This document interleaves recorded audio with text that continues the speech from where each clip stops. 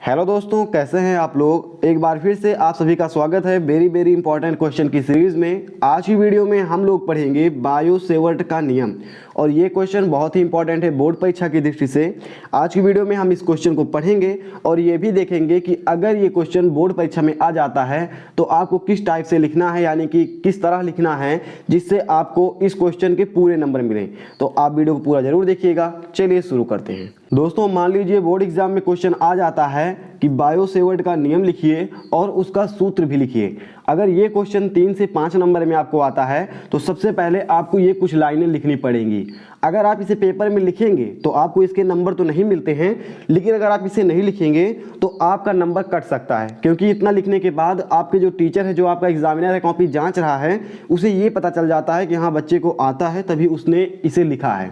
तो देखिए, इसमें आपको लिखना पड़ेगा कि सन 1820 ईस्वी में फ्रांसीसी वैज्ञानिक बायो तथा सेवर्ट ने चालक के चारों ओर उत्पन्न चुंबकीय क्षेत्र के संबंध में एक नियम प्रतिपादित किया जिसे बायो सेवर्ट का नियम कहते हैं। ठीक है, तो फ्रांसीसी 1820 ईस्वी में फ्रांसीसी वैज्ञानिक थे, दो वैज्ञानिक बायो और सेवर्ट, और उन्होंने क्या किया था, नियम प्रतिपादित किया था कि जिससे हम किसी भी धारावाही चालक यानी तार के चारों ओर जो चुंबकीय क्षेत्र है उससे हम ज्ञात कर सकें कि कहाँ पर किस बिंदु पर कितना चुंबकीय क्षेत्र होगा। ठीक है, ये इन्होंने नियम दिया था। तो अब इसकी मदद से चलिए हम देखते हैं कि कैसे हम ज्ञात करेंगे कि मतलब कि ये नियम कैसे काम करेगा। तो इसके लिए हमें एक चित्र बनाना पड़ेगा और ये चित्र आपका कुछ इस तरह से बनेगा। देखिए, आपको इस चित्र को समझना है। आपको हम बता रहे हैं कि लिखना क्या है। जैसे हमने यहाँ पर ये सब लिखा है तो आपको इसके पहले कुछ 2-4 लाइनें लिखनी पड़ेंगी और वो लाइनें क्या लिखनी है उससे आप ध्यान दीजिएगा। चित्र आपको अपने आप समझ में आ जाएगा। आपको लिखना है, माना XY कोई धारावाही चालक तार है जिसमें I एम्पियर की धारा प्रवाहित हो रही है। इस चालक तार के DL बिंदु से R दूरी पर एक बिंदु P स्थित है जहां पर हमें वैद्युत क्षेत्र चुंबकीय क्षेत्र ज्ञात करना है। ठीक है, आपको केवल इतना लिखना है ऊपर, और इतना लिख देंगे तो आपको समझ लिए पूरे नंबर आपके पक्के ही हैं। ठीक है, आपको ये चित्र समझ लेना है। चित्र आप समझ ही गए होंगे जो आपको लिखना है उससे।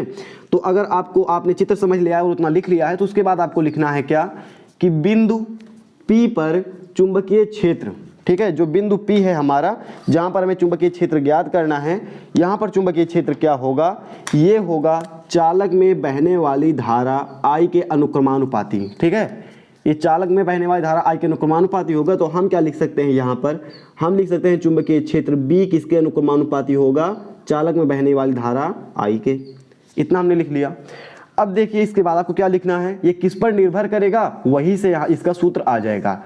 अगला है कि चालक की लंबाई DL के अनुक्रमानुपाती होगा। जो चुंबकीय क्षेत्र B है ये डिपेंड करता है कि जो हमने DL लिया है, यहाँ पर हमने बहुत छोटा साइज लिया है, तो ये कितना बड़ा है जो DL है। तो हम लिख सकते हैं कि चालक की लंबाई के अनुक्रमानुपाती होगा, यानी कि B is proportional to DL। ठीक है, दूसरा हो गया। तीसरा क्या होगा, तीसरा होगा हमारा साइन थीटा के अनुक्रमानुपाती होगा। ठीक है, साइन थीटा का मान छोटे से बड़े पर बढ़ता जाता है तो साइन थीटा का के अनुक्रमानुपाती होगा। तो यहाँ पर देखिए थीटा है ना, तो इसमें साइन लगा देते हैं, इसकी ज्या के अनुक्रमानुपाती होगा। तो ये डायरेक्टली प्रोपोर्शनल किसके हो जाएगा, B is directly proportional to sine theta. और किसके अनुक्रमानुपाती होगा भैया, तो भी इसमें एक चीज बच रहा है और ये बच रहा है R। तो चालक से बिंदु की दूरी, ठीक है, जो DL से P की दूरी R² के व्युत्क्रमानुपाती होगा। तो व्युत्क्रमानुपाती लिखने का कोई अलग तरीका तो है नहीं, तो हम ऐसे सिंपल सा लिख देते हैं क्या, ये हो जाएगा हमारा, ये B is indirectly proportional to directly proportional to 1/R²। ठीक है, ये हमने लिख दिया इतना चीज। ठीक है, चारों चीजें हमने लिख दी। अब देखिए, अब आपको कुछ नहीं करना है, केवल इन सबको एक एक समीकरण मान लेना है। जैसे हमने मान लिया क्या, इसे हमने मान लिया, ये हो गया हमारा समीकरण 1, ये हो गया हमारा समीकरण 2। ठीक है, 2 हो गया, ये तीसरा हो गया साइन थीटा वाला, ये हो गया हमारा समीकरण 3, और ये हो गया, समझ लीजिए आपका ये चौथा हो गया। ठीक है, समीकरण 4।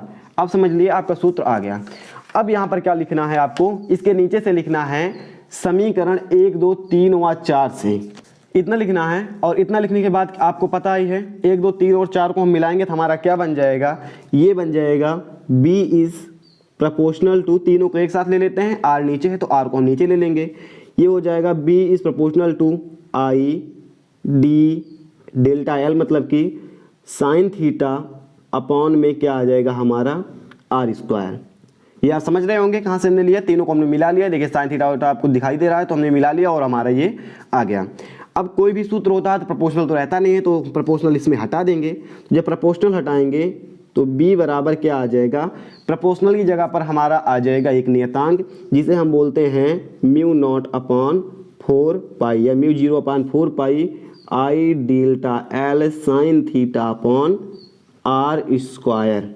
ये हो जाएगा हमारा सूत्र और यही बायो-सेवर्ट का नियम है। इसे बायो-सेवर्ट ने दिया था। इसके नीचे अगर आप लिखना चाहें तो एक लाइन और लिख सकते हैं कि म्यू नॉट निर्वात की चुंबकशीलता है जिसका मान 4 पाई गुणे 10⁻⁻7 होता है।